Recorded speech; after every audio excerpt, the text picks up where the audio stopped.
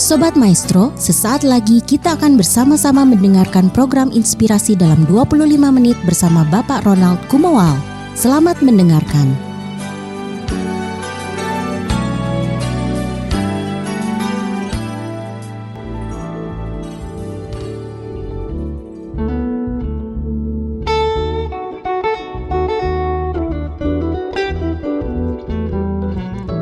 Apa kabar Sobat Maestro dimanapun berada? Inilah program inspirasi dalam 25 menit. Kita akan berbincang mengenai pandangan hidup yang telah mengantarkan seseorang dari keluarga yang sederhana menjadi seseorang yang sukses sebagai pengusaha nasional. Saat ini ada banyak alasan untuk berdiam diri atau mungkin frustasi. Maka kita akan belajar mendapatkan inspirasi dari seorang pengusaha sukses, Wakil Ketua Umum Asosiasi Pengusaha Indonesia, Ketua Harian Asosiasi Pemasok Garmen dan Aksesoris Indonesia, anggota tim optimalisasi penerimaan pajak di Kementerian Keuangan Republik Indonesia. Kita lebih tekankan aspek nilai-nilainya, semangatnya, agar lebih optimis menyongsong masa depan yang lebih baik. Kami tidak bermaksud menggurui, hanya memberi inspirasi. Saya perkenalkan seorang tokoh yang sangat inspiratif, sekaligus rendah hati karena masih mau berbagi di tengah kesibukannya sehari-hari. Inilah Bapak Dr. Suryadi Sasmita. Apa kabar Pak Suryadi? Baik-baik saja Pak Ronald. Bagaimana Jakarta hari ini? Ya cukup cerah. Bisnis juga cerah. Ya bisnis sebetulnya ya ada yang cerah, ada yang buram ya. Itu begitulah. Saat ini kan sudah hampir 1 kuartal kita berada di keadaan pembatasan sosial berskala besar, PSBB. Ya. Perspektif seorang pengusaha tentang PSBB ini, dampaknya terhadap ekonomi nasional khususnya pada keuangan rumah tangga. Bagaimana pandangan Pak Suryadi? Saya pikir ya PSBB itu sebenarnya bagus ya. Tapi ya saya memang mengusulkan itu untuk PSBB dibuka. Karena ekonomi biar bagaimana tetap harus jalan. Nah, PSBB dibuka ini itu kan kembali kepada intinya adalah peritel-peritel besar. Ya. Justru di tempat-tempat retail besar seperti mall itu adalah golongan masyarakat yang mudah diatur. Dan mereka juga lebih takut mati, sehingga mereka pasti menjaga dirinya sendiri-sendiri. Nah, namun kalau tidak dibuka, ya di tempat pasar-pasar ya itu tetap dibuka, pasar tradisional, supermarket yang sendiri-sendiri. Akhirnya orang bertumpuk di tempat itu, tempat yang dibuka. Nah, akhirnya apa yang terjadi di tempat karena situ bertumpuk, disitulah tempat sarangnya penyebaran.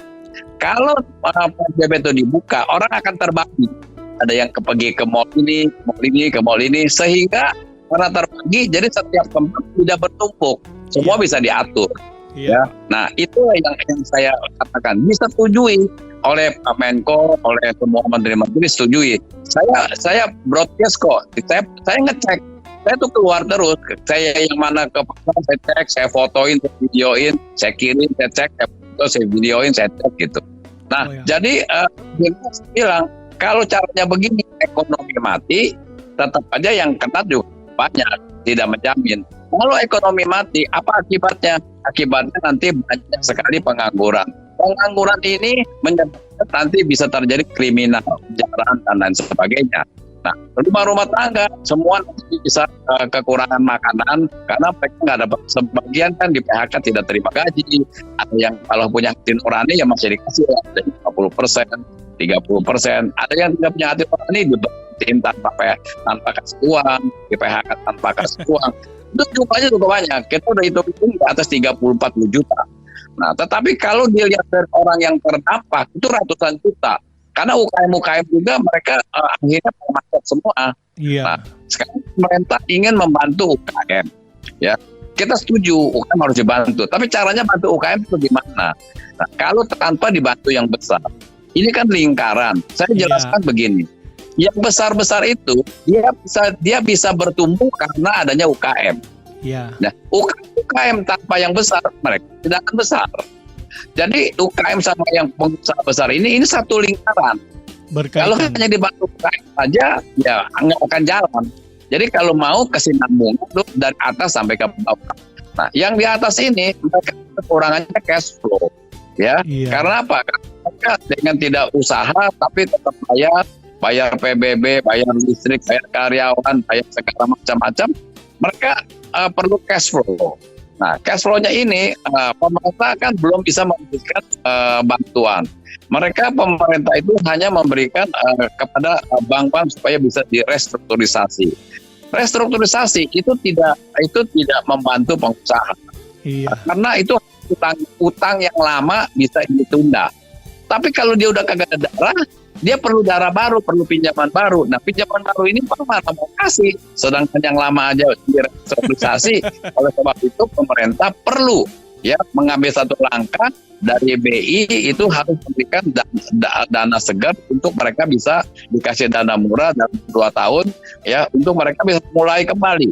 Begitu mereka mulai kembali, otomatis mata rantai sampai ke UKM jalan, sampai ke IKM jalan, pekerja jalan, itulah nanti pertumbuhan ekonomi akan jalan. Baik, Seperti Mas itu. Suradi. Ini kan keadaan pembatasan sosial berskala besar. Dalam keadaan begini banyak yang mengeluh nih, Pak. Tetapi tidak sedikit juga yang terus berusaha bangun, maju. Nah, sebagai pengusaha yang sudah terbukti berhasil, entrepreneur yang teruji, saran Bapak buat masyarakat umum, buat para pengusaha, khususnya buat pengelola ekonomi keluarga, bagaimana, Pak? Oh, itu harus jalan. Jadi gini, semua ekonomi itu harus jalan, ya. Tetapi dengan kita memperhatikan protokol kesehatan, Iya. ya, tidak bisa stop, ya. Sebab demand and supply ini, ya, terus terang aja, demand tuh banyak, ya. Nah, sekarang yang kekurangan supply. Nah, mereka memang mengkonsentrasi sekarang ke tempat-tempat yang pabrik tekstil bikin masker, ada yang bikin hand sanitizer, ada yang bikin tambah. Itu oke. Tetapi yang lain-lain juga bisa. Contohnya online. Online Tokopedia itu dia kenaikannya tuh berapa ratus% gitu. Iya. Itu pun jalan. Ya sekarang di perumahan rumah tangga semua mereka jual di online. Yang dulunya kerja sekarang dia bikin kue, dia bikin masakan, itu harus jalan. Ya kita begini, intinya adalah kita nggak mungkin perut kita itu bisa dibilang perutnya PSBB dong, jangan makan dulu, nggak bisa. Terus itu nggak bisa tunggu. Oleh sebab itu semua ekonomi harus jalan. Kita jangan terlalu parno dengan penyakit. Sebab kata lu lihat TBC kita juga dulu menular. Toh lebih yang mati lebih banyak. Nah, ini karena parno karena banyak WA. Karena hoax. Saya mau katakan, ini berita hoax ini sudah lebih 60%. Ini gara-gara banyaknya hoax itu ya, banyaknya WA. Inilah yang membuat ini penyakit ini tuh kayaknya tuh kok ribet banget. Zaman dulu TBC itu yang mati jutaan. Demam berdarah yang mati pun ratusan ribu. Ini yang mati pun belum sampai ratusan ribu, tapi udah paniknya seperti itu. Yang penting kan kita jaga imun, jaga jarak, ikutin protokol. Itu ekonomi harus jalan. Baik. Kalau saya Wakul tidak pernah stop. Produksi kantor ditutup pun saya minta, saya mau buka karena saya dagang masker, saya bilang. Ya. Saya semua saya buka. Saya punya resort, saya buka juga dengan protokol kesehatan. Saya minta kebijaksanaan dari pemerintah karena karyawan saya kan perlu makan. Kalau you mau stop boleh, tapi karyawan saya semua gaji dong. You terus gaji dong. Iya, saya gituin. Akhirnya oke lah, yang penting ya saya jaga protokol kesehatan. Jadi kalau saya terus terang aja sejak adanya ini nggak pernah stop. Saya kantor nggak pernah tutup hari juga. Itu timbul banyak peluang, opportunity itu tinggi sekali. Ya, kita mesti ngikut. Oh ini ada laku masker, saya bikin buru-buru masker. Saya jual masker udah 2 juta piece loh. Wow, luar biasa ya. Makanya jadi itulah, jadi ada kesempatan. Opportunity itu yang mesti dipegang. Kita udah 2 juta piece saya jual. Jadi memang tidak ada alasan untuk diam, tapi harus terus maju. Opportunity selalu ada gitu Pak ya. Iya, opportunity itu Pak ya, tergantung. Nah, entrepreneur itu kuncinya adalah ya, bisa nggak kita melihat opportunity. Iya. Itu adalah entrepreneur. Iya. Kita jangan melihat yang negatif terus. Kita harus cari kesempatan. Nah, Iya. oh adanya begini, ada kesempatan ini. Adanya ini, ada kesempatan ini, gitu. Kita Iya. harus cari loh, apa kesempatan itu. Kita mesti cari. Iya, mata Pak. kita jeli. Hati kita juga, pikiran kita tuh selalu mencari yang Iya. positif. Itu akan dapat. Itu baru entrepreneur. Positive thinking gitu. Ya, Pak Sur, ini sedikit berubah topik ini, Pak. Pak Suryadi Baik. ini kan tercatat sebagai pengusaha berhasil, ya. Mestinya Bapak punya alasan untuk tinggi hati atau di atas angin lah, tanda kutip ya. Tapi nyatanya Pak Suryadi tetap rendah hati, mau menyapa karyawan, mau menyapa sesama yang lebih sederhana, dan buktinya mau berbagi saat ini lewat Radio Maestro di Bandung. Soft competence seperti ini itu sebuah niat atau value yang Bapak warisi atau bagaimana Bapak ini, Pak? Begini, saya pernah menjadi orang susah banget. Lahir tidak punya rumah, orang tua saya tidak punya rumah. Saya pernah dihina orang. Iya. Nah, terus pernah jadi salesman, pernah jadi penjaga toko. Jadi saya berpikir manusia ini sebenarnya kita nggak boleh sombong. Roda berputar. Iya. Dulu kita susah, mungkin sekarang kita sukses. Tapi kalau kita sombong, satu hari kalau kita jatuh, orang yang ketawa kita. Nah, itu yang pertama. Kedua, saya selalu memakai hati, ya, memakai hati. Saya percaya bahwa itu tabur tuai. Saya percaya adanya karma. Jadi kita kalau berbuat baik, orang pasti doain kita. Nah, akhirnya kita tuh diberi kesehatan, diberi satu kemakmuran, kedamaian. Itu saya percaya penuh. Tetapi saya yang rajin melakukan kebaikan, kebajikan. Karena saya punya pemikiran, ya kalau saya cuma berdoa doang, saya nggak berbuat sesuatu, ya susah. Kalau ada yang ada, iman tanpa perbuatan itu mati, saya bilang. Betul. Nah, jadi itulah yang saya merasa hidup ini kita nggak boleh sombong. Karena kita nggak tahu, mungkin besok kita susah. Mungkin orang yang kita sombong itu mungkin dia tahu tiba-tiba lebih kaya dari kita. Nah, apalagi sekarang saya bisa bergaul dari yang paling bawah, dari tukang parkir, office boy, sampai ke konglomerat. Saya tuh jujur kata pergaulan saya sudah sampai di ring 1. Saya dengan presiden, setiap hari saya bisa ngobrol. Tapi apa bedanya? Mereka juga manusia biasa. Mereka cuma lagi status dari seorang menteri, seorang presiden, seorang yang konglomerat ya. Tapi akhirnya sebenarnya sama. Itulah di situ saya berpikir kita nggak boleh sombong. Kita juga nggak boleh iri kepada orang yang lebih sukses dari kita. Karena masing-masing sudah ada bagiannya. Itu yang saya tanamkan, Pak. Saya mendidik anak saya bukan menjadi konglomerat. Saya mendidik anak saya jadilah orang yang baik dan benar, yang bijak, ya.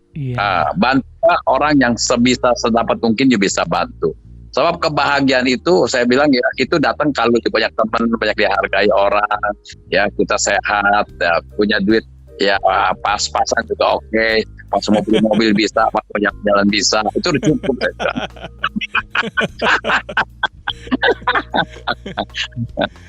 Baik, Pak Sur, itu sebuah nasihat yang sangat baik dan sangat penting untuk diperhatikan oleh pendengar Maestro dimanapun berada saat ini, bahwa sebagai orang biasa juga harus selalu memikirkan orang lain dan jangan sombong.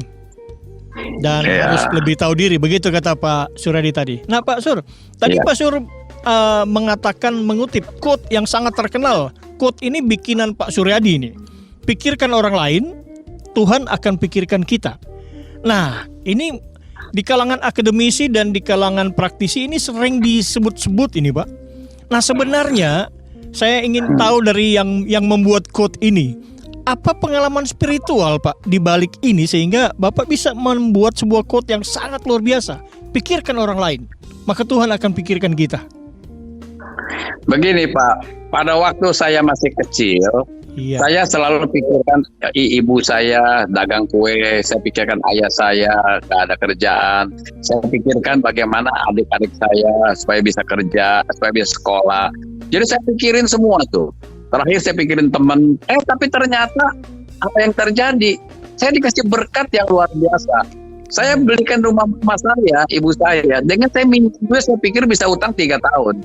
Tapi 3 bulan saya bisa bayar. Luar biasa. Karena saya minjem sama saya, ya ibu saya, tiba-tiba nggak tahu bagaimana ada kantau. Kantaunya bisa bayar. Saya serahin ke mama saya, Ma, ini udah lunas. Mama saya sampai terharu. Jadi saya pikirkan lain orang, tapi Tuhan pikirin kita. Itu kejadian di diri saya, Pak. Makanya saya waktu bikin buku, itulah yang saya sebut. Kalau kita pikirkan diri kita sendiri egois, ya udah Tuhan pikirannya lain orang, lu egois. Nah itu apa yang saya lakukan sama saya waktu saya dari SD, SMP, SMA. Saya di SMA juga, saya bayar uang sekolah sendiri, ya. Bahkan semua uang saya kerja 100% saya kasih mama saya. Amplop pun saya tidak buka. Gimana gaji buat mama semua. Lalu mama saya bingung, nah buat gimana? Karena saya kerja untuk second shift.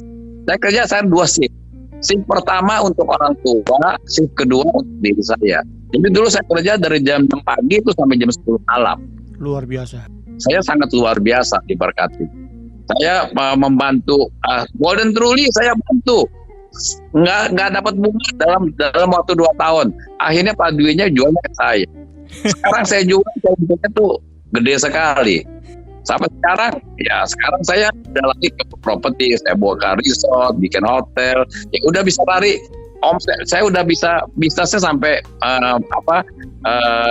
diversifikasi, bukannya garment aja, ya ke finance juga ada, saya ke pariwisata ada, mainan anak-anak ada. Jadi saya sudah bisa kebaikan inilah yang didoain orang. Saya bilang sama anak saya, kita berdoa untuk diri kita sendiri itu egois. Tapi kalau sampai ada ribuan orang yang doain kita, ya itu tuh Tuhan lebih mendengar. Kenapa? Kenapa sampai orang doain kamu? Karena kamu baik, karena kamu bantu orang. Gitu. Itulah praktek iman yang sebenarnya, Pak, ya, memikirkan kebaikan orang lain, terus memikirkan kebaikan orang lain. Ya, kita berdoa jangan sekali-kali berdoa untuk minta diri kita sendiri. Kita doain lain orang semua. Kayak sekarang saya doain ya bagaimana ini ekonomi bisa jalan, orang bisa bekerjakan kembali, supaya orang jangan ada yang mati kelaparan. Saya sampai bantu semua, ya. Itu kita pikirin. Kita nggak usah berdoa untuk diri kita sendiri. Sebab Tuhan mengatakan begini, ya, apa yang engkau maukan, aku sudah tahu. Kan begitu. Iya, jadi betul, artinya betul. Kita sebenarnya Tuhan tuh tahu kebutuhan kita nggak usah minta. Kita udah pikirin orang, kerja aja terus untuk bantu orang. Udah itu aja. Berbuat baiklah, baik benar. Saya pakai 3B. Berbuat baik, berbuat benar dan bijak. 3B. Berbuat baik, berbuat benar dan bijak. Iya. Iya, 3B. 3B. Wah. Puji Tuhan, terima kasih Pak. Kita dapatkan tips itu langsung dari Bapak saat ini. Someone told me long ago, there's a calm before the storm, and I know it's been coming for some time now. When it's over, so they say, it'll rain a sunny day, and I know shining down like water. Oh yeah, 'cause I wanna know, have you ever seen the rain? 'Cause I wanna know, have you ever seen the rain coming down on a sunny day? Yesterday and days before, sun is cold and rain is hard, and I know it's been that way for all my time till forever on it goes through the circle fast and slow, and I know it can't stop. I wonder, oh yeah, 'cause I wanna know, have you ever seen the rain? 'Cause I wanna know, have you ever seen the rain coming down on a sunny day?